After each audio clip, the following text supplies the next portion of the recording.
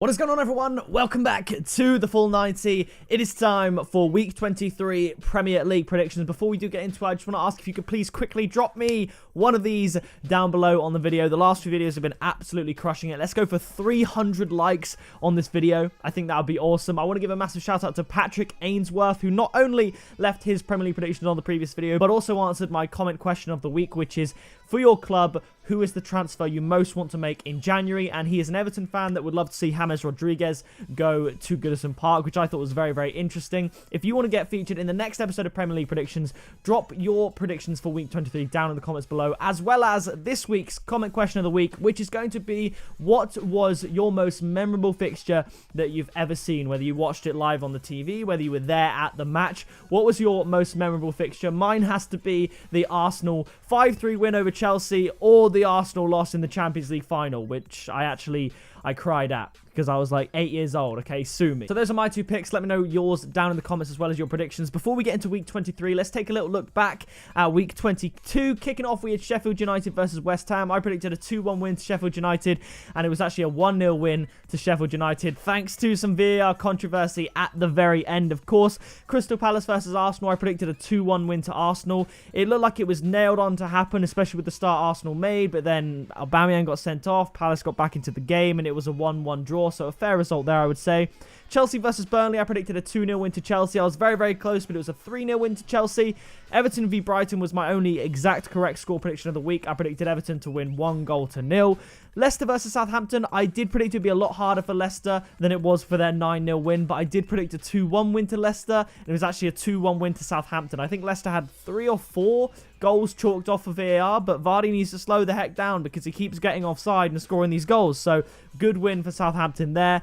Man United Norwich, I predicted the right amount of goals, just not the quite right distribution. I predicted a 3-1 win to Man United. It was a 4-0 win. Wolves versus Newcastle, I predicted a 2-0 win to Wolves, and it was actually a 1-1 draw. So Newcastle doing bits there, getting that draw away from home at Molineux.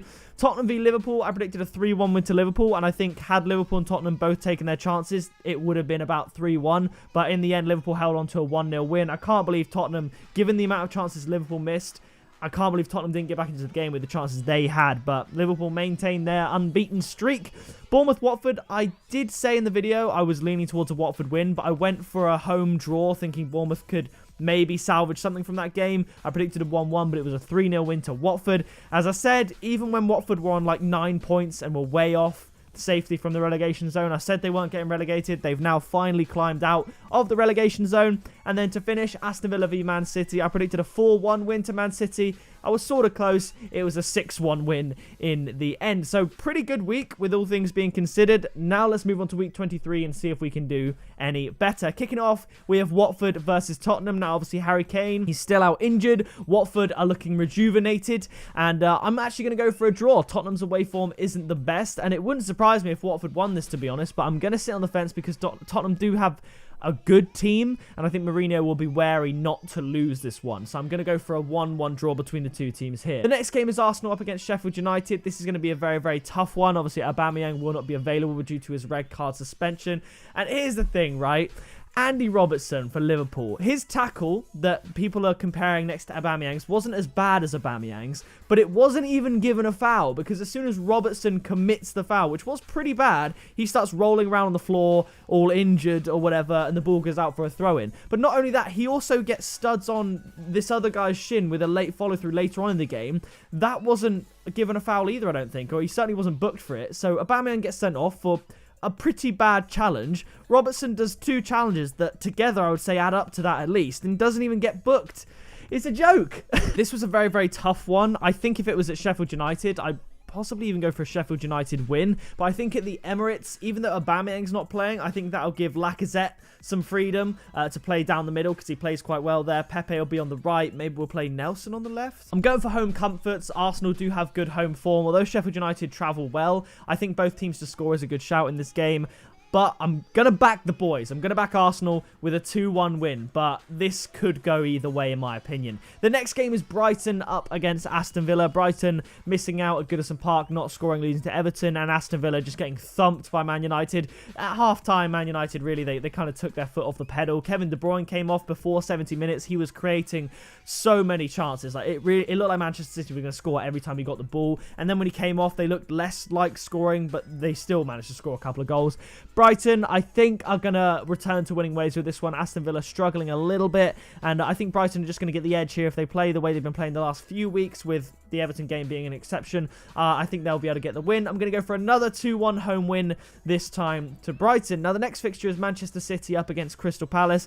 I think Man City, obviously, they're gonna win this one, okay? I know Crystal Palace have upset Man City in the past. I know they could.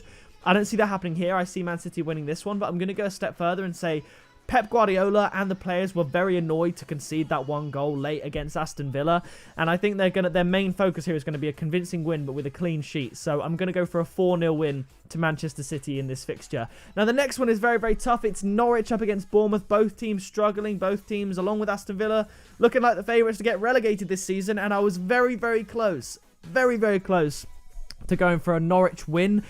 My original score prediction for this was going to be a 1-0 win to Norwich.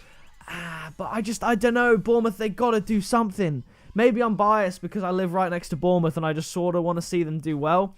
But, screw it. I was going to go 1-1, but I'm going to go back to my original prediction. 1-0 win to Norwich. It's just when I saw 1-0 win to Norwich, I looked at Bournemouth, thought Callum Wilson is back. He hasn't scored in a long time, so he's probably going to score. So watch him score now that I've changed it to 1-0 to Norwich. But low scoring, close game.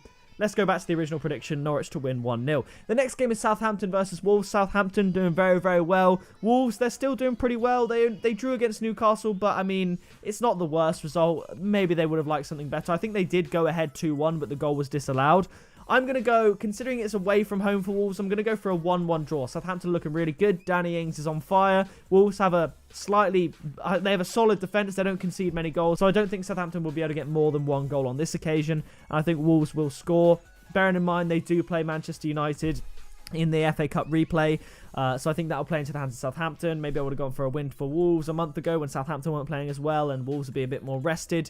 But I'm going to go for a 1-1 draw between these two teams in this one.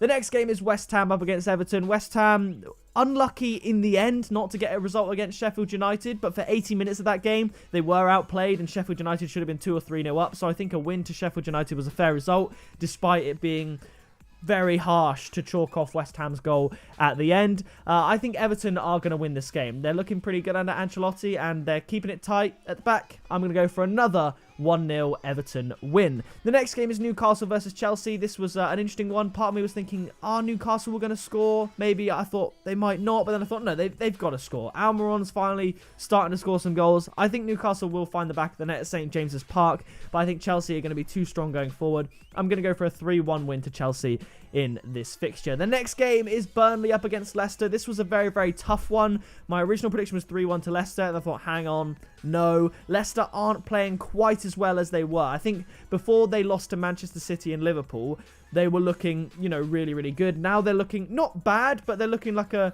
top 6 team rather than a top 3 team, if that makes any sense. They're not playing as well as they could be. Obviously, they lost to Southampton. They couldn't take their chances. I think this is going to be a close game, but Burnley were well and truly beaten by Chelsea 3-0 at the weekend. They did actually have a disallowed goal as well, Burnley. They went 1-0 up. But I'm going to go for a very close 2-1 away win to Leicester. I think this could be a draw, though. But I'm going to back Leicester to get back to winning ways. And now, the final game, the game of the week, the Super Sunday, Liverpool up against Manchester United. Now, initially, I looked at this, I was like, right, 2-0. It just is going to be 2-0. However, Manchester United have actually been looking okay. They've been looking okay lately. They've been scoring some goals. Obviously, 4-0 against Norwich. That's a good result for them. They do have Wolves in the FA Cup, so they'll probably rotate the squad. I think Wolves and Man United will both do that. But this is a very, very big game. I don't see Liverpool losing at Anfield, but I do see Manchester United scoring, which meant I couldn't go for a 2-0. But I think Liverpool will make it a convincing enough win to win by more than one goal. Logic suggests 3-1 win to Liverpool. I looked at the stats, and that was actually the previous result between the two teams at Anfield. So that backs up my prediction. Obviously, Man United, the only team in the Premier League to take points from Liverpool in their record-breaking start in the Premier League, but I'm going for Liverpool to get another win, 3-1. But it would be interesting to see if Man United can upset the apple cart, maybe even win. Who knows? Anything could happen between these two teams. But nevertheless, that is going to do it for this video. If you did enjoy it, be sure to leave a like on it. If you haven't already, subscribe and turn on the bell so you don't miss another video. And if you want to get a chance to be featured in the next episode of Premier League Predictions, drop your predictions for week 23 down in the comments below, as well as your most memorable game of football in your life. But yes, that does it from me, and I will see you in the next video very soon.